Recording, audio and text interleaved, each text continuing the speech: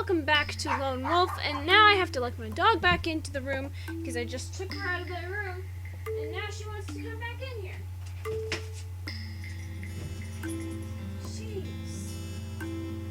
She's such a barker today. I took her on a walk too. How ungrateful. How ungrateful you are, you little cute pie.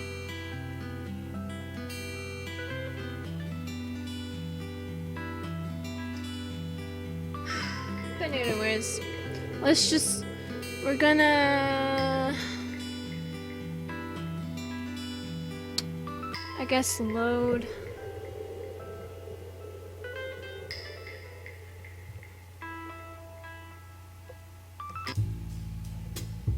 We're gonna call Victoria. I reach for the note with Vicky's number on it. My heart pounds faster as I punch her digits into my phone.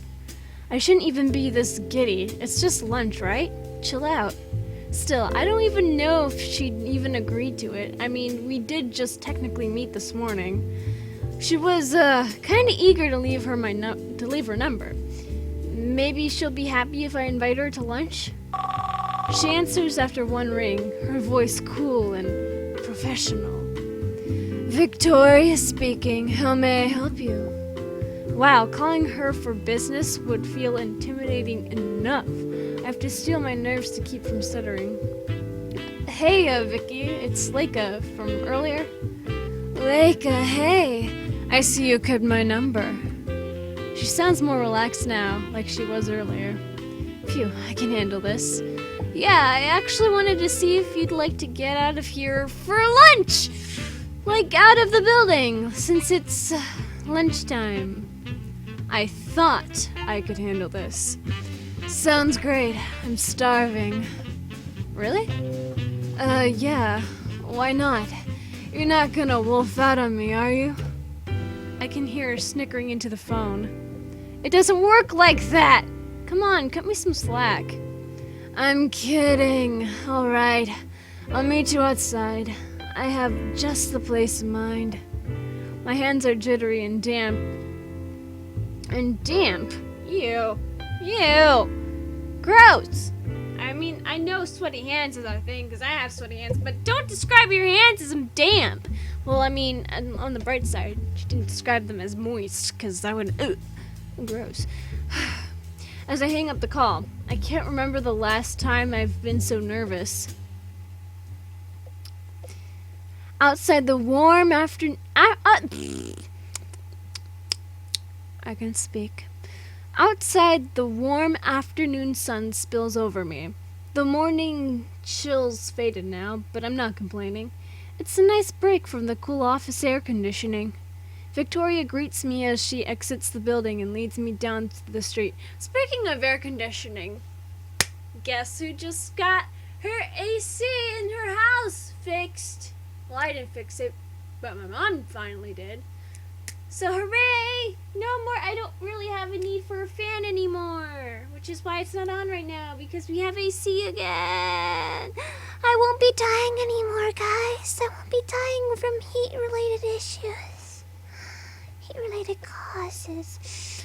Victoria greets me as she exits the building and leads me down the street. The scent of street foods and curbside vendors waft toward my nose. I'm already drooling before we make it down... we make it a block down the street. Fuck. This is it. Cafe Garo. I don't know how to fucking say that. Doesn't it look fancy? Fancy, yes. Fancy expensive? Maybe? Now my nerves are dancing around in my stomach, not just from this lunch date outing, but from the possible pain in my wallet. It looks great, yeah. I try to smile as we peek around the outside of the building. There's a small pavilion with tables and umbrellas. Can we sit outside? I wouldn't mind some fresh air. I was just thinking the same thing. Vicky grins as she leads us over through the manicured shrubs and blooming flowers. I pull her hair. That's a little kinky. I thought it said hair. Clearly, my mind's in a different place right now. I pull her chair out for her, and she blinks at first, surprised. Do you pull chairs out for all your friends? There's something sly and piercing in her gaze. It makes me flounder on the spot. Sort of? I get it together, Leica. I'm just teasing you. You're too easy. She's grinning as she slides into her chair. I plop into the one next to her, ready to bury my face in my hands, but I'm stopped by a waiter offering us menus. Drinks for you ladies? I'll take a raspberry lemonade. Oh, my favorite. Oh, just water. Just water. I mean, not my favorite, but I like raspberry flavored things. I don't even know why. I just do. As the waiter saunters off, I dare to crack open the menu. I can't help but squeeze my eyes shut before peeking at the prices. With one eye squinted open, I look in. Oh, it's not that bad. Hey, that's pretty good. Did you think I'd take you somewhere outrageous? I slam the menu shut as I stare at Victoria incredulously. Am I that obvious? Come on, you've been stressed since we got here. I'm not blind. I have? Yep, you should trust me more. I wouldn't drag you along to some gourmet 5-star restaurant. I don't make that much money. Honestly, I don't make much more than you. I just don't spend it all on that fancy tech stuff you do. I never thought of it that way. I look down at my scuffed up work shoes and my mind instantly drifts to my collector's edition box copy of Monster Watch sitting at home. So that's supposed to be Overwatch, but Monster Watch, what? So maybe I prioritize a little differently than Victoria. She picks up her menu. Hey, games are good. A lot of people are like, oh, you're wasting away your life playing games. I mean, honestly, between you and me, guys, it's kind of like that for my brother, not gonna lie. Like, he's like the only real example of someone who's wasting away his life with games. I mean, he has a job, but most of the time he's just in his room doing games shit. I mean, he wasn't even working. He wasn't working for like a year, and he was just playing video games all the time. Like, that is a pure example of someone who's wasting away their life, really. But like, most gamers aren't like that. And I hate it when guys or people are like, oh, you're wasting away your life doing that. It's like, no, I'm really not. Like, if you do have other things, then yeah. So games are a good use of your time. I mean, if you're doing other things alongside doing it, then yeah, that's good. Games aren't inherently bad. It's the people that play them that are bad. I'm just saying that because people are like, oh, violence in video games makes people do violence in real life. Violence has existed long before video games have existed, so I mean, what's your point? I don't know why I keep whispering. Subscribe to my ASMR channel. Anyways, she picks up her menu and starts scrutinizing the choices. I should do the same. My stomach's been growling for over an hour now. That was me this morning. I went out to brunch with my dad and my brother, and it took like an hour for them to give us our food. I just want my fucking pancakes and my fucking hash browns, man. We got there like around 12:40 or something, and it took us an hour to get our food. Or like, oh, at least over 30 minutes. Probably not an hour, but it felt so much longer than it was. Salads with things added to them. Ugh, I need something with substance. This sounds like you. Victoria leans in closer with her menu propped up. Her finger lands on a page I haven't even reached yet. Right next to her neatly manicured nail reads Frankenburger. Our house special: ground drake sirloin, fried kraken, golden fleece goat cheese, all topped with fire breather sauce, meant to satisfy a monster appetite. Waiter! I knew what I want! Waiter! I love SpongeBob. Rest in peace, Steven Hillenberg. You were my childhood. Part of it. There's some other Victoria can't help but laugh at me as I flag our waiter down. I eagerly place my order, then Victoria orders her dainty dish. Her dainty dish. Harris salad or something. Whatever. I'm hungry. Then why did you care enough to be like, oh, her dainty dish? Ugh. The waiter plops some bread down in front of us before darting off to the kitchen. I tear into it, shoving half a piece into my mouth. What is this? What is this? It's good. I can barely chew it all before starting in on the next piece. Victoria just grins and shakes her head before taking a single piece and nibbling. They're croissants. Have as many as you want. They'll bring more. Croissant? Would you like a bite of my spicy croissant? My juicy baguette? I'd be concerned if a baguette was actually juicy, though. It's undercooked. She watches me for another moment before pulling out her phone to type something in. I stop stuffing my face for a moment. Maybe she's bored already. Should I talk? I should talk more, right? So, how did you end up at this job? I needed some place with better hours and better pay, honestly. I didn't expect them to hire me. I'm not exactly their type. Their type is old and grouchy. At least those are the people I deal with. It makes the days take forever to go by. What brought you there, then? For some reason, I needed to make enough money for my student loans.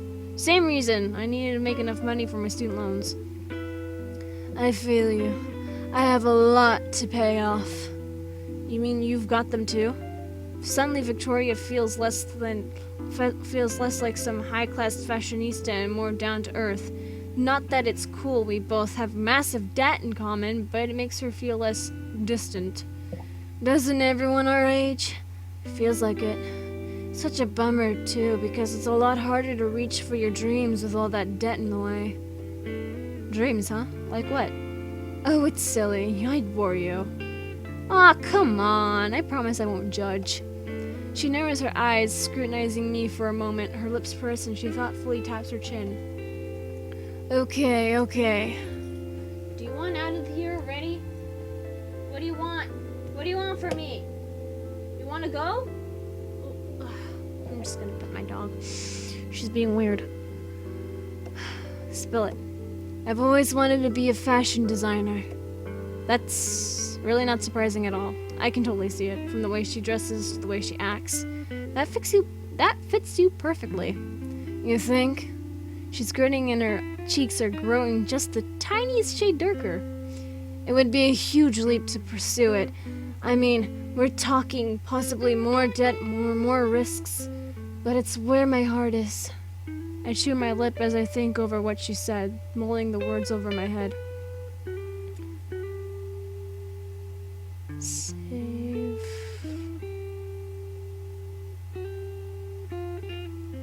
Encourage her. If it means a lot to you, maybe you should take the leap.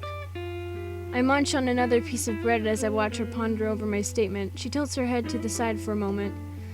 You can always start off part-time or do it on the weekends. I mean, there's no need to make some huge risk right up front. Make it a hobby and have fun, you know? I never thought of it that way. Big changes start with little steps forward. It doesn't have to be some huge leap. Wow. I didn't expect such solid advice from someone like me. I quirk my brow as I lean in closer. She smirks in return. You're kind of a nerd, admit it. A nerd that came to your rescue this morning. You couldn't do your work without me. I flash her the most annoying grin I can muster. To my surprise, she actually laughs instead of smacking me on the arm like I expected.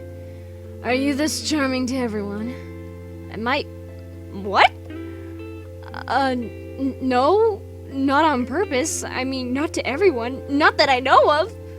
Smooth, Micah. Real smooth. Sorry, that was probably too forward. No, not at all. I didn't mind.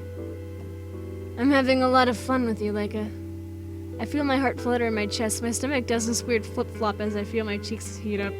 Before I can say anything, the waiter brings our food out. That's either perfect or horrible timing. I can't tell. Well, looks delish, doesn't it? Suddenly my hunger kicks in again. I'm just about to lunge into my burger when Victoria stops me. Let's get a photo. Huh? She's got her phone out with the little camera pointed right at me. Before I can move, she scoots in closer and wraps her arm around my back. Her hand feels warm even through my clothes. I can't help but shudder. Smile. I do my best to smile even though I'm sure it looks cheesy. When she pulls away, she's got this cat-like grin on her lips as she looks at her phone. Nice. She tucks it back into her pocket with smug satisfaction. Okay, now you can eat. Wait, I want to see the picture. Show me the picture. She doesn't have to tell me twice. I tear into the burger, chomping down half of it in no time. This is so freaking good. See? Trust my choices. I have to admit that she's got excellent taste. This is really good. Not just the food. I mean, like, this. Victoria motions at the table and at me. We should do this more often. So you can sneak in more photos. Shut up, you like that. Can't help but stick my tongue out at her. I eat my fill until I'm thoroughly stuffed, finishing off the whole burger. Victoria boxes up her leftovers before we pay and leave. Back to the dungeon. Can't help but sigh as we make our way down the sidewalk back to work. Maybe I'll come up with some technical problems so I can bug you. Knowing you, that won't be hard. Hey! She jabs me in the ribs. I laugh as I gently shove her back. We're both giggling and grinning as we get back into the office. We part ways at the elevator, bidding goodbye for the afternoon. Ah, damn it! I wanted the picture! Give me the picture! But anyway, guys, that's gonna be it for this episode of Lone Wolf. So that being said, if you guys enjoyed this and would like to see more of this game, then leave a like down below, leave a comment down below, share it with your friends, subscribe if you haven't, ring that notification bell, and remember, die safely. Bye-bye!